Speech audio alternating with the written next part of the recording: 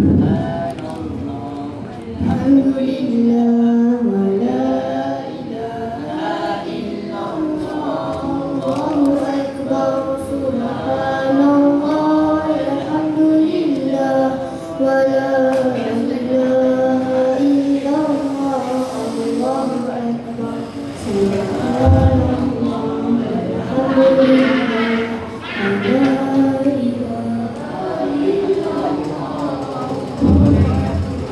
Subhanallah, alhamdulillah, wa la ilaha illallah. Lagi. Subhanallah, alhamdulillah, wa la ilaha illallah. Allahu akbar. Subhanallah, alhamdulillah, wa la Allahu akbar. Subhanallah, alhamdulillah.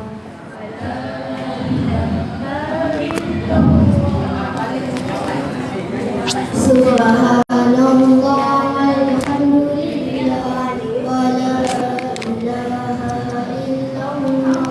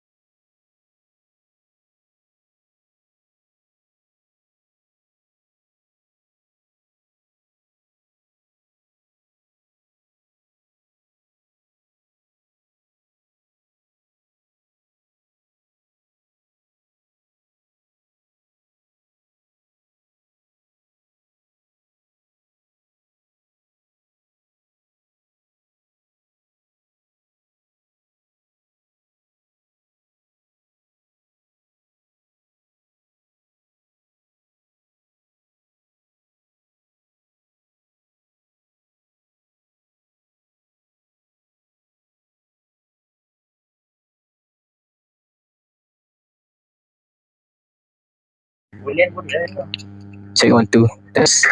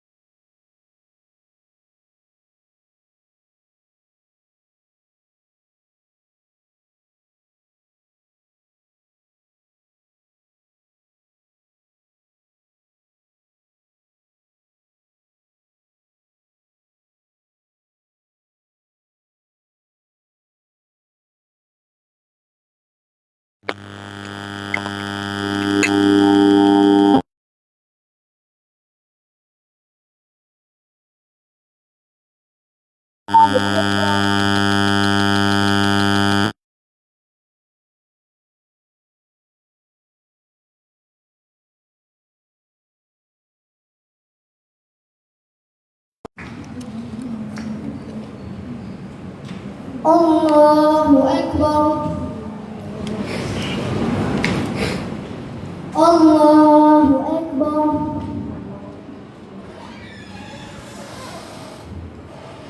Allahu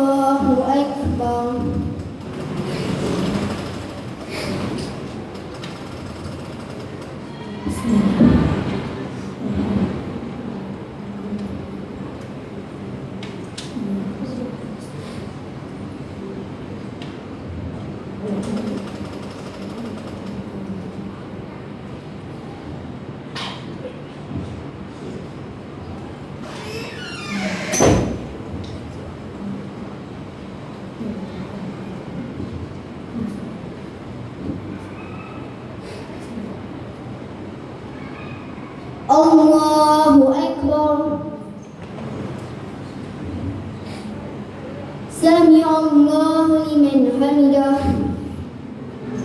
الله أكبر الله أكبر الله أكبر الله أكبر الله أكبر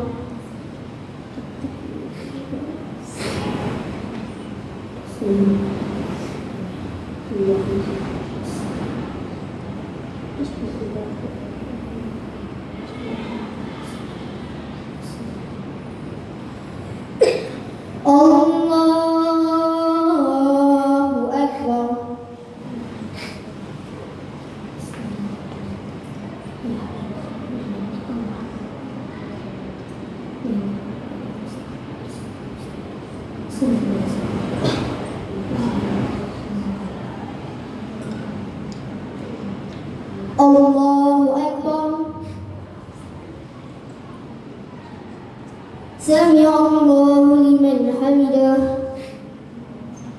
الله أكبر الله أكبر الله أكبر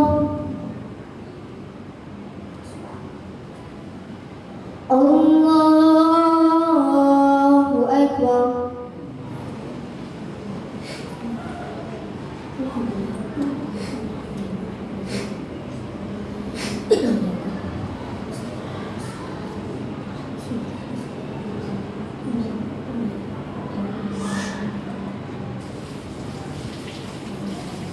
الله أكبر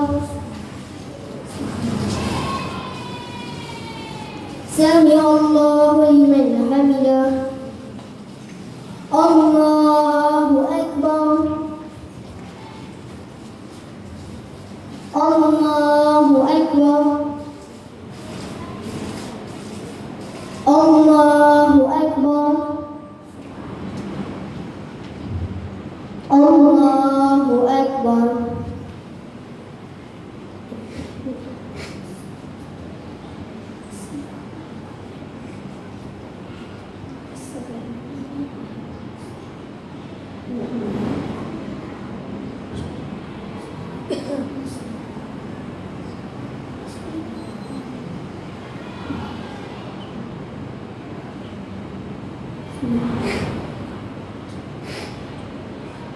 السلام عليكم ورحمة الله السلام عليكم ورحمة الله أستغفر الله العظيم الذي لا إله إلا هو الحي القيوم وأتوب إليه أستغفر الله العظيم الذي لا إله إلا هو الحي القيوم وأتوب إليه أستغفر الله العظيم الذي لا إله إلا هو الحي القيوم وأتوب إليه أعوذ بالله من الشيطان الرجيم بسم الله الرحمن الرحيم وصلى الله على سيدنا محمد وعلى آله وصحبه وسلم اللهم ما عملت من عمل في السنة الماضية ولم ترضه ونسيته ولم تنسه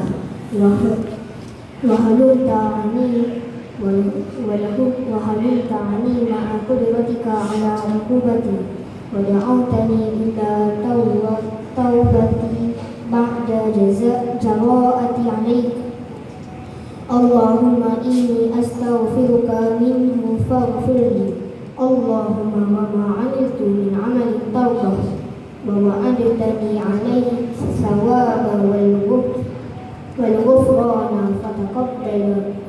فتقبله مني ولا تقطع رجائي منك يا كريم يا أرحم الراحمين وصلى الله تعالى على سيدنا محمد وعلى آله وصحبه وسلم بسم الله الرحمن الرحيم وصلى الله على سيدنا محمد وعلى آله وصحبه وسلم. اللهم ما عملت من عمل في السنة الماضية ولم تره ونسيته ولم تنسه وهلمت عني مع قدرتك على عقوبة ودعوتني إلى توبة بعد جراءة عليك. اللهم إني أستغفرك منه فاغفر لي. اللهم وما عملت من عمل توبة ووعدتني عليه الثواب والغفران فتقبله مني ولا تقطع رجائي منك يا كريم يا أرحم الراحمين. وصلى الله تعالى على سيدنا محمد وعلى آله وصحبه وسلم. بسم الله الرحمن الرحيم. وصلى الله على سيدنا محمد وعلى آله وصحبه وسلم. اللهم ما عملت من عمل في سنة ماضية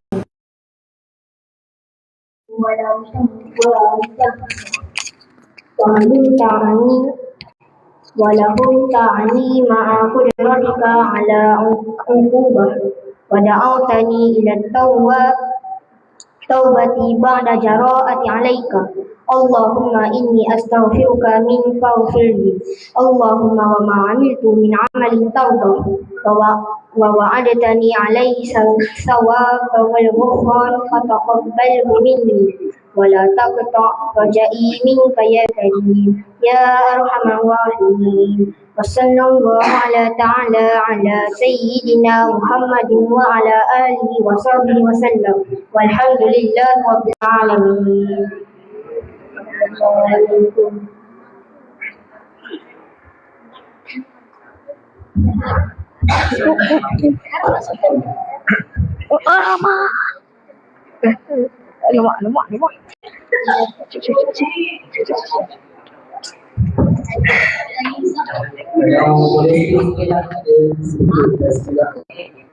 Korang tak delete, korang delete kan stay lah.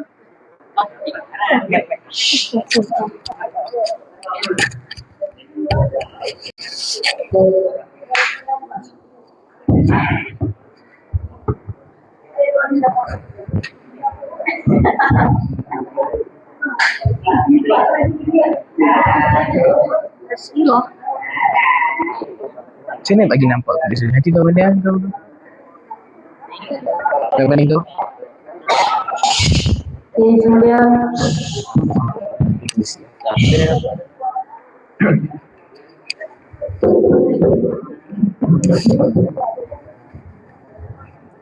Allah. Bismillahirrahmanirrahim. Assalamualaikum warahmatullahi wabarakatuh. Alhamdulillahirabbil alamin wassalatu wassalamu ala asyrafil anbiya'i wal mursalin wa ala alihi wa sahbihi ajma'in. Subhanaka la ilma lana illa ma 'allamtana innaka antal alimul hakim. Wa 'indahu mafatihul ghaibi la ya'lamuha illa hu wa ya'lamu ma fil barri wal bahri wa ma tasqutu min waraqatin illa ya'lamuha wa la habatin fi zulumatil ardi wa la yabisin illa fi kitabin mubin. Amma ba'd. Alhamdulillah, tak ada kelas kan sekarang kan? Tak ada. Maka kalau tak ada, penuhilah masa-masa daripada duduk main dan duduk bising dan baik duduk sini, dengar sedikit ilmu yang mungkin boleh dapat lah. InsyaAllah seperti mana yang dirancang oleh pengurusan Musallah al-Islam, iaitu setiap selepas solat Zuhur dan Asar sepatutnya ada bacaan hadis 40. Tapi disebabkan tak ada kitab tu dan kitab tu pun ada tapi tak tahu di mana simpan, maka sekali-sekala naklah saya bawakan sebenarnya hari terakhir di bulan Zulhijjah, hari tahun terakhir di tahun 1447 Hijrah, maka nak bawakan satu tajuk daripada kitab 10 Asas Akidah Imam Al-Ghazali.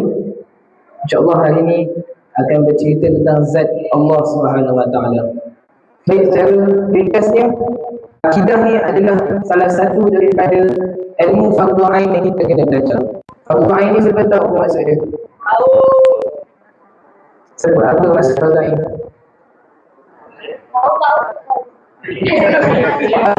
Apa maksud fardu ain? Benda yang wajib kita.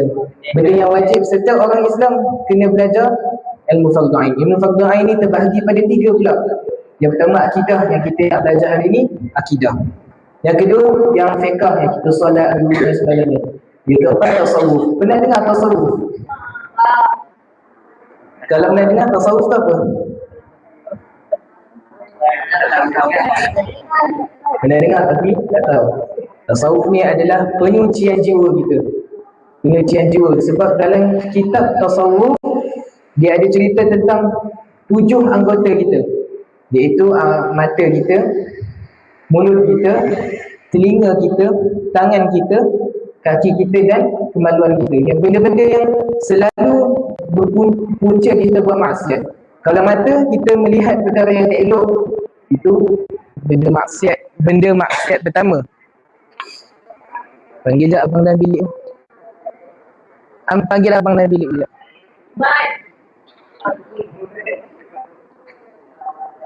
Okay, boleh dengar? Tukar bateri mic. Dekat dalam laci. Baik. Jadi tak naklah lengah-lengah. Jadi kalau pada mulut, apa dosa yang selalu kita buat pada mulut tersebut? Ini kebiasaan yang kita selalu buatlah, mencarut, maki hamun orang lain, mengumpat dan sebagainya. Kalau telinga? Dengar gosip, benda yang tak elok. Apa contoh benda tak elok yang kita sehari-hari dengar? Gosip, carutan kawan kita. Kalau pada tangan kita, apa dosa yang tangan kita selalu buat? Semua perkara yang menyakitkan, orang lain, itu dosa tangan kita. Kalau kaki kita, apa dosa kaki kita? Kalau dalam kitab, jawapan dia betul. Melangkah pada tempat yang tak sepatutnya. Pergi kelab malam. Surau tak nak datang, solat asal lihat.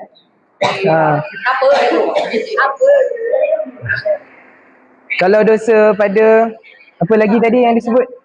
Kalau dosa pada kemaluan, dosa apa? Zina. Sekarang sama lah tu. Sekarang zina sangat berleluasa di luar sana.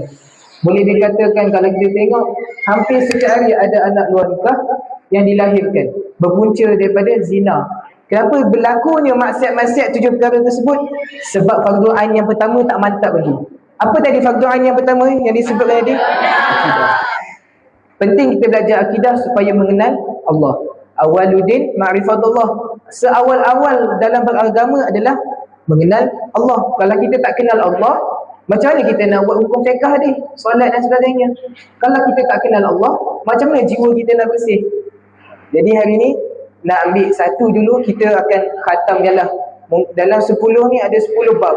Mungkin dalam 10 minggu ke 10 hari kita tengok mana yang kita sempat, kita akan khatamkan kitab ni. Kemudian kita akan masuk pada yang fiqh, kemudian tasawuf. Baik. Panjang mukadimah. Baik.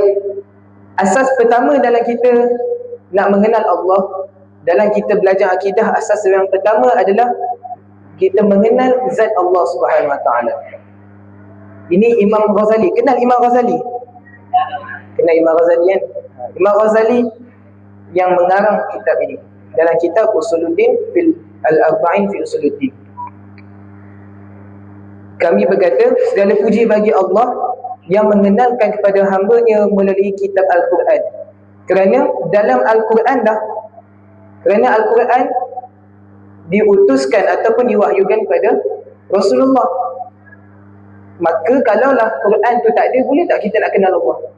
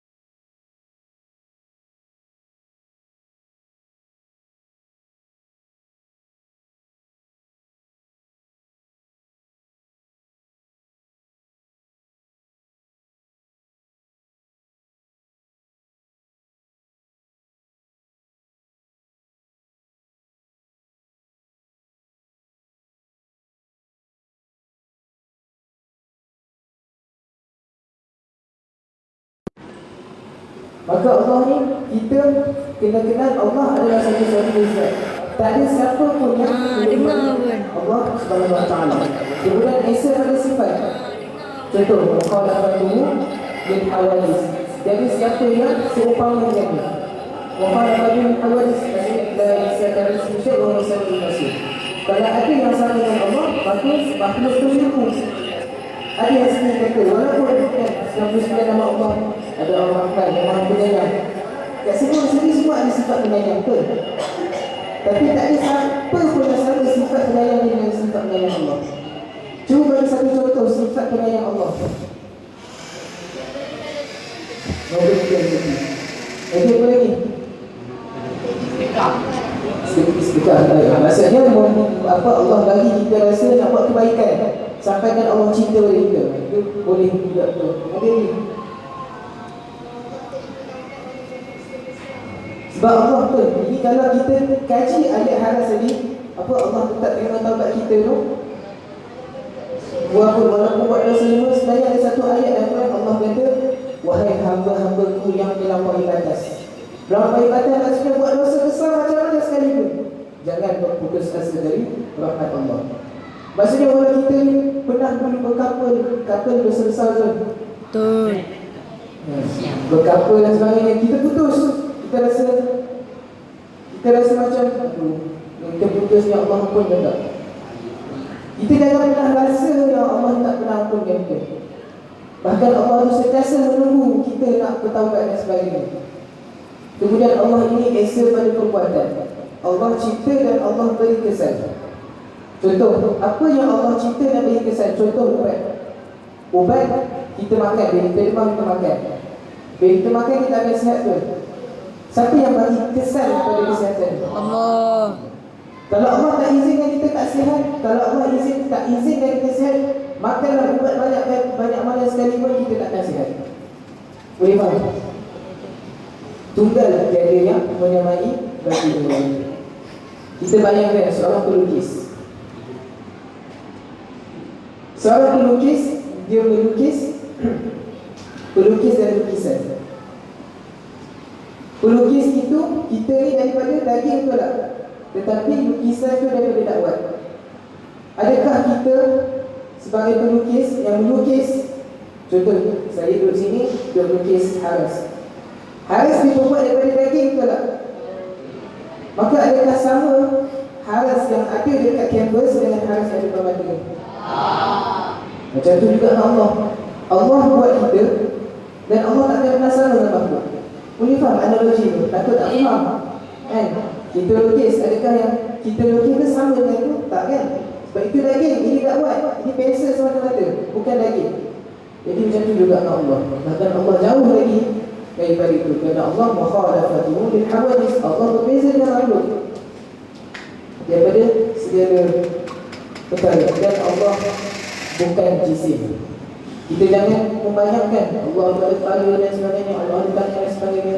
Walaupun ada ayat dalam Quran kata ya Allah, itu tangan Allah di atas tangan mereka, dan ada ayat itu.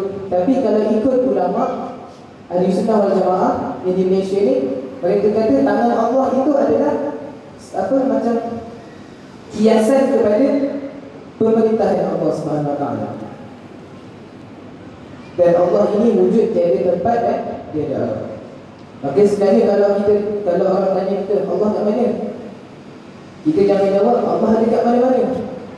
Sebab di mana-mana itu boleh jadi ada di tempat. Tapi kita kena jawab Allah wujud tiada tempat. Boleh ingat tanya ni, Allah wujud apa? Allah wujud apa? Samarul ridana. Dia yang menjadi tumpuan segala makhluk pada hajat mereka. Sebab kita berhajat pada Allah. Kita nak bernafas, kita perlu pada oksigen. Oksigen siapa yang bagi? Bagi kita gagasan, oksigen itu akan keluar daripada tumbuhan, pokok, daun dan sebagainya. Tapi siapa yang mengizinkan pokok-pokok, daun-daun itu dibuat kitaran semua? Allah. Kalau Allah tak izinkan stoma yang dekat daun itu buka, maka takkan jadi apa oksigen. Dan Allah tak berhajat pada kita. Kita solat tadi, kita doa tadi, adakah Allah minta solat kita tadi? Allah tak minta solat kita. Bahkan kita yang perlu pada solat tu. Kita tak solat, dia tak akan menjejaskan Allah. Kemuliaan Allah tak akan berkurang walau kita melanggar sekalipun apa yang disuruh. Tapi kemuliaan kita yang akan menurun kalau kita yang tak buat apa yang disuruh. Kita tak solat, akhirnya bermacam-macam benda yang Allah bagi. Jadi bagi kita dosa akhirat nanti bertambah bertimbul dan sebagainya. Maka dia tak memberi kesan kepada Allah. Tiada dia yang Maha Esa, tiada yang sebanding dengannya. Walam yakul lahu kufuwan ahad. Tiada lawan bagi Allah Subhanahu wa taala. Tiada lawan bagi Allah ni kita ambil contoh. Orang ni kalau Allah nak bagi dia berjaya, Allah nak bagi dia top 1 dalam batch, Allah nak bagi dia top 1 dalam kelas. Walaupun ramai orang dengki sekalipun, orang cuba nak jatuhkan dia, orang cakap cikgu ni nampak dia pandai, nampak dia top 1 dalam tingkatan, tapi dia ni sebenarnya dia cerita ni. Dia cerita buruk pasal dia cikgu supaya cikgu turunkan markah dia pergi bawah sekali. Tapi kalau Allah nak dia top 1, Allah bagi dia. Walaupun 1000 orang sekalipun cuba nak menjatuhkan dia, dia tak akan boleh lawan siapa yang bagi dia kejayaan. Sebab tu kita kena yakin apa sahaja kejayaan yang kita dapat daripada Allah. Jangan kita kata aku exam hari ni aku pandai sebab aku exam sungguh-sungguh, aku tak tidur malam. Kalau lah Allah tak bagi kita study, kita boleh study tak? Walaupun kita cuba nak study, kita dah buka buku, tiba ada macam-macam gangguan. Allah tak izinkan kita study. Walaupun kita dah buka buku ni macam-macam gangguan. Adik kacau lah, itulah inilah, rumah tu makar lah, nak terberak lah, sebagainya. Kalau Allah tak izinkan, tak berjaya kita. Allah macam-macam cara dia boleh bagi kita berjaya, dan macam-macam cara Allah boleh bagi untuk kita gagal. Gagalnya kita bukan sebab Allah nak jatuhkan kita, tapi sebab Allah nak uji kita. Pernah dengar Allah uji, Allah sayang? Betul. Sebab Allah, mungkin kita dalam fasa sekarang kita bahagia, tapi akan datang satu fasa yang di mana kita akan rasa sedih, akan rasa down. Siapa pernah putus cinta di sini? Ali.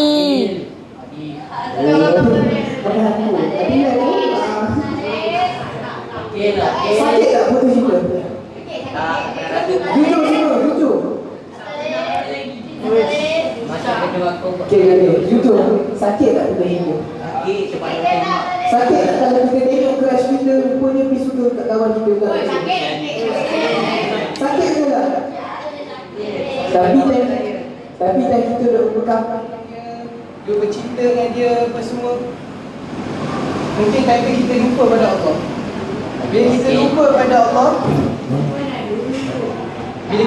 pada Allah, akhirnya macam mana Allah nak buat kita sedar balik? Allah putuskan kita dari dia. Bila kita putus daripada perempuan tu, dan cocok dalam diri kita, bagi mana? Bila kita putus perempuan tu, akhirnya kita jumpa balik Allah. Itu benda yang komen.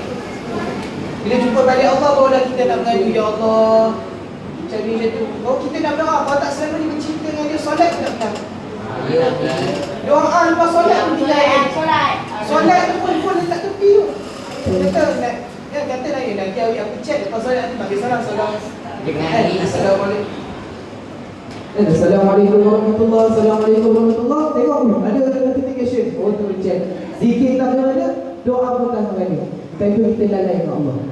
Tapi Allah nak sedar kita macam tu. Dia faham tak ni? Walau yang boleh. Tapi siapa yang sama dengan Allah?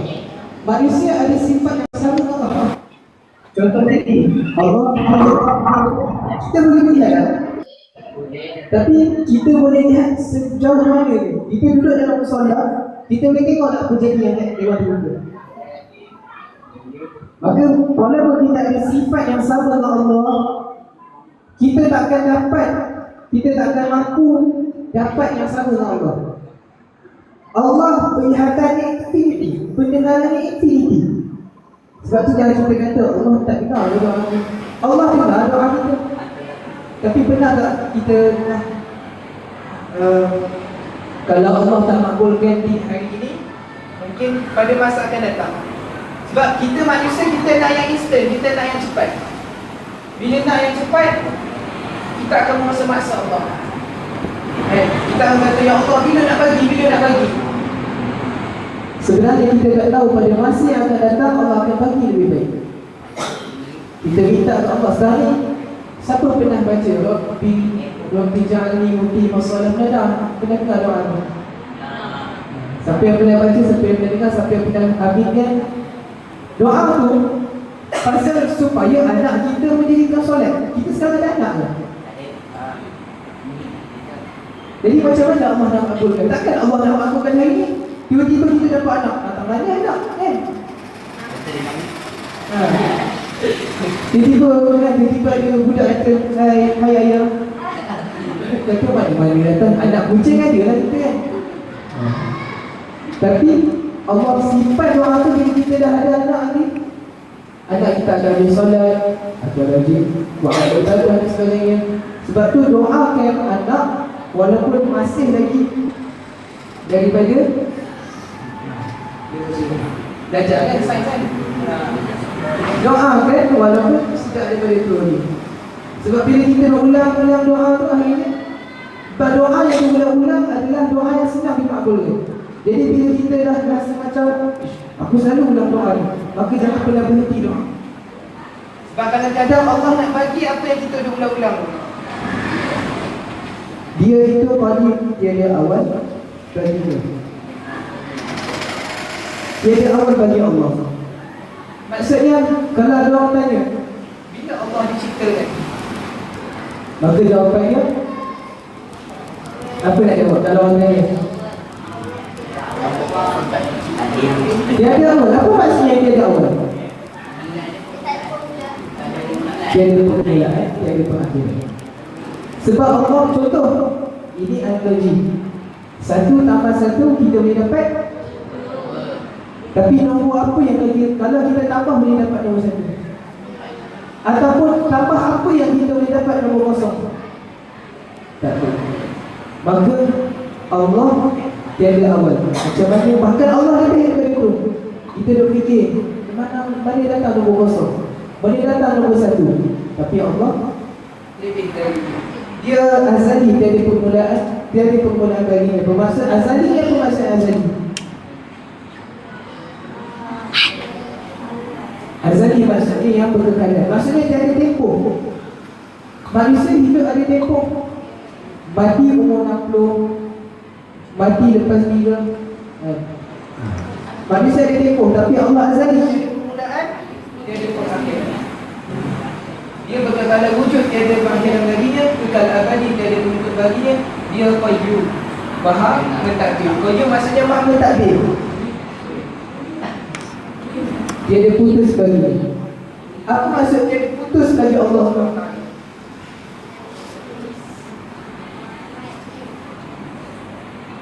Contoh, tiada putus bagi Allah. Bila dia berhenti, dia akan berhenti kerja ni dia hidup betul. Tapi Allah adakah Allah tidak? Kita baca ayat kursi, tak perlu sinatu wala naum. Tak mengantuk dan tak tidur. Maka bila Allah tak tidur, Allah akan sentiasa mentadbir hamba-hambanya dengan penuh kasih sayang. Itu maksudnya dia sentiasa wujud, tidak terhenti, sentiasa dan selamanya bersifat. Ambil mic satu.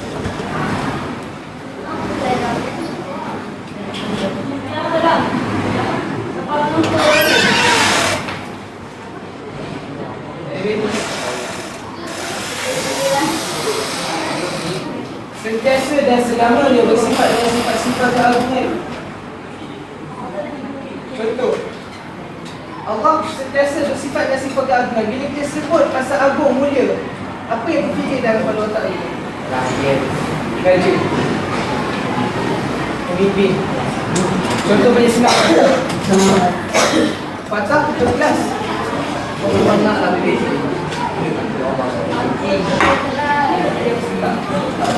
Contoh, Fatah 12 ke? Fatah dia akan habis tempoh kepimpinan ketua kelas dia bila dah habis form 1. Maka kemuliaan Fatah jadi ketua kelas dekat situ tapi bukan form 1 je. Tapi Allah sampai bila-bila Allah akan jadi raja di dunia. Baru raja dunia dan raja akhirat. Jadi nanti tahun depan bila naik sesi yang baru, budak form 1 lain yang akan jadi kelas ke-1 KK. Macam tu juga dengan ketua pengawas. Ketua pengawas dia akan habis dalam masa setahun. Kemudian dia akan ganti orang lain. Macam tu juga dengan atlet. Atlet mungkin daripada form 1 sampai form 5 dia akan ambil dia jadi atlet. Tapi bila dah habis sekolah, akan ada orang lain yang ganti dengan dia. Itu bermaksud, itu maksud analogi sentiasa bersifat dengan sifat-sifat keagungan. Allah tak pernah berhenti sifat-sifat keagungan. Dia tidak binasa dengan perakhiran, dia tidak musnah dengan berlalunya masa dah sampai dia ajal. Masa dia tak akan memberi kesan pada Allah SWT. Contoh masa lahir tahun 2013. Masa yang berlalu sampai 2026, 13 tahun. Maka masa tu akan mempengaruhi kita. Betul tak? Bertambah umur kita, makin tua, makin handsome, makin cantik, makin kurus, makin gemuk dan sebagainya. Maka masa akan beri kesan pada kita. Tapi bagi Allah, Allah tidak terkesan dengan masa. Dan ajal ni hanya untuk makhluk sahaja. Cuba sebutkan makhluk apa lain dengan kita daripada manusia. Makhluk Pokok penting, pokok durian. macam-macam pokok dah kan. Bahkan macam patah kata organisma yang kecil sekali itu pun, itu pun makhluk Allah. Akan mati juga pada masa itu. Kerana Allah adalah Al-Yamut yang mematikan dan Al-Hayyu yang maha menghidupkan. Bal huwal awwal wal akhir was-sahir wal batin wa huwa bi kulli syai'in alim. Allah lah yang maha awal. Sebelum ada bumi, sebelum ada langit, sebelum ada macam-macam apa saja pun, Allah adalah zat yang pertama yang ada di alam semesta ini. Bahkan sebelum adanya galaksi yang ada dan sebagainya, Allah dah ada. Bila kita difikirkan dia akan jadi bumi. Kalau galaksi itu sebelum wujudnya galaksi itu Allah dah ada, maka kita fikir di mana Allah tinggal. Betul tak? Sebab tu kita jangan fikir di mana Allah ada dan sebagainya. Kalau Allah wujud tanpa tempat. Tapi walaupun Allah tu yang kita tahu wujud tanpa tempat, ketahuilah Allah tu dekat kita. Allah kata dalam Al-Quran, aku ni, Al-Quran tu hadis, lupa. Aku ni lebih dekat dengan hamba aku berbanding orang leher kita sendiri. Orang leher yang kat sini pun jauh daripada kita, Allah lagi dekat.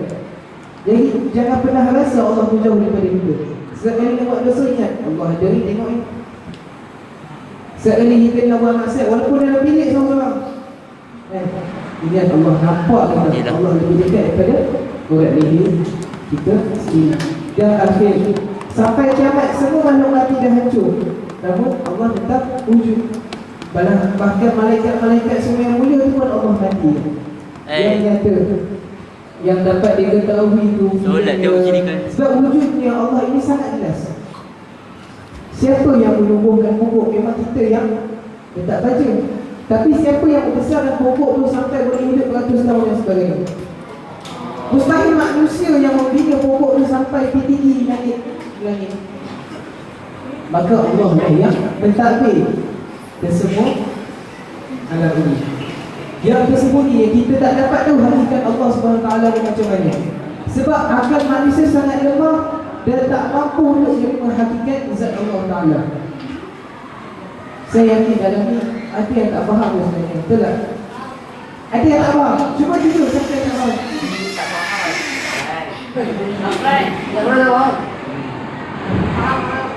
Itulah, kita manusia lemah dalam memahami Allah Subhanahu Wa Ta'ala. Tetapi Allah sangat memahami kita. Dan dia mengetahui setiap sesuatu. Kerana ilmu Allah ini luas, meliputi segala sesuatu. Kita jangan kata, oh, ilmu agama je ilmu Allah. Tak, ilmu sains, ilmu matematik, bahasa Melayu, Masa Melayu dan sebagainya. Semua yang Allah. Siapa yang bagi bahasa Melayu ni kepada kita? Siapa yang bagi ilham, yang bagi idea bagi nenek moyang kita dulu untuk buat bahasa ni? Kalau Allah tak bagi ilham, adakah wujudnya bahasa Melayu ini? Itulah Allah yang mengetahui segala sesuatu. Bahkan Allah lebih tahu pergerakan semut hitam pada malam hari di satu batu yang berwarna hitam. Boleh faham? Kita tengok soft, kita yang solat, kita nampak tak ujung sana tu ada semut lalu. Tapi kalau dah ada semut lalu di situ, Allah tahu semut tu ada. Dan Allah tahu setiap inci tempat dia lalu. Yang bakal dia lalu, yang bakal dimakan dan sebagainya, semua Allah tahu. Sebab Allah mengetahui setiap sesuatu. Jadi kalau kita dengar betul-betul hari ini, agak-agak daripada sifat 20 tu kita belajar apa?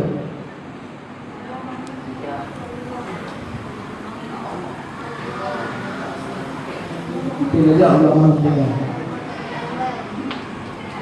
Dalam sifat 20, kalau kita rangkum kan hari ini, sebenarnya kita dah belajar tentang wujud.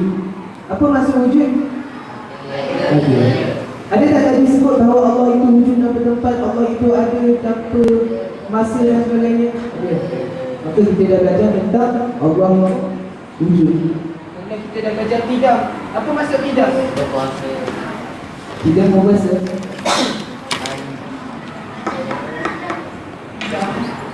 Tidak bermaksud tiada permulaan.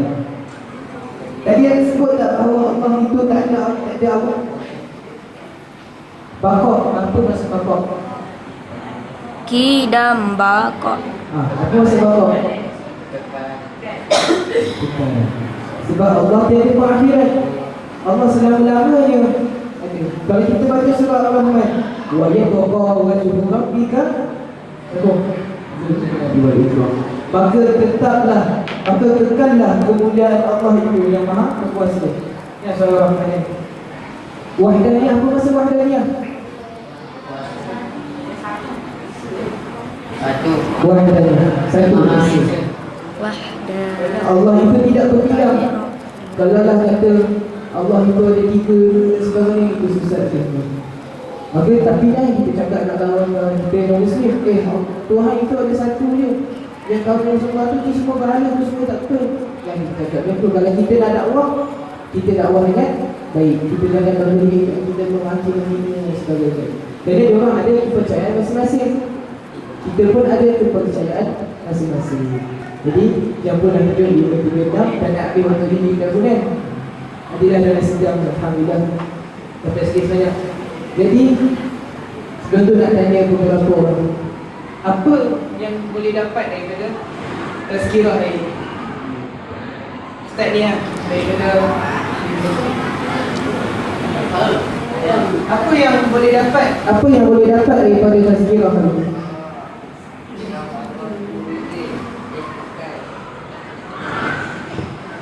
Kalau ada orang tanya, di mana Allah berada?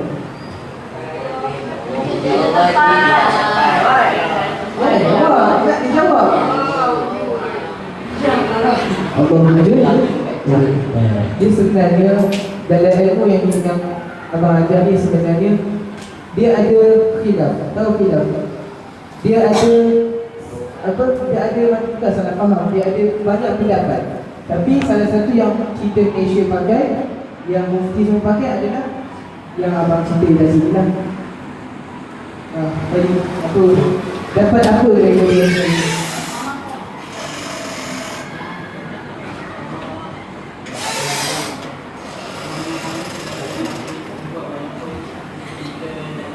Cik Jukun. Cik Jukun.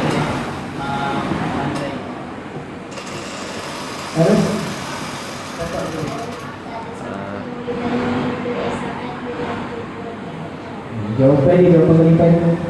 Baik, baiklah tadi bagi saya dulu. Nanti sebab kamu ada benda lain nak buat.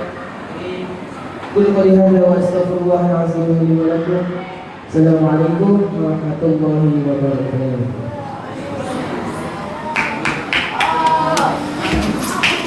Dah dan